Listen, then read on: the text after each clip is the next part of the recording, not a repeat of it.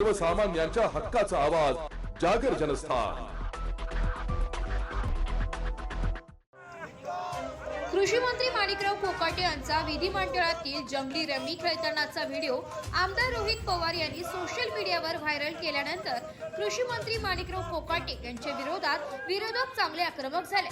धुळ्यातील शिवसेना ठाकरे गटाच्या वतीने शहरातील झाशी राणी चौकात शिवसेनेच्या वतीने मुख्य चौकात पत्त्यांचा डाव मांडून माणिकराव कोकाटे यांचा या ठिकाणी जाहीर निषेध करण्यात आला। तसेच माणिकराव कोकाटे यांचा राजीनामा नाही तर त्यांची पक्षातूनच हकालपट्टी करा अशी जोरदार मागणी ठाकरे सेनेच्या वतीने करण्यात आली आहे।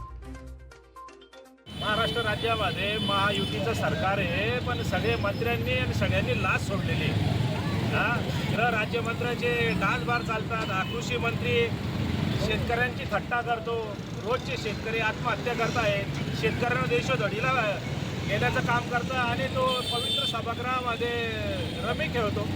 या माणिकराव कोकाटे, त्याचं नाव कोकाटे, त्याच्या बापाने माणिक काय ठेवलं, याचं नाव दगड धोंडे ठेवायला पाहिजे होतं।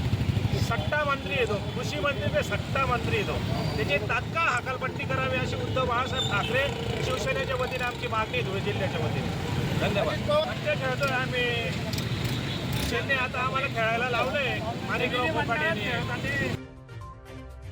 जागर जनस्थान करिता प्रतिनिधी रूपक पिरारी, धुळे।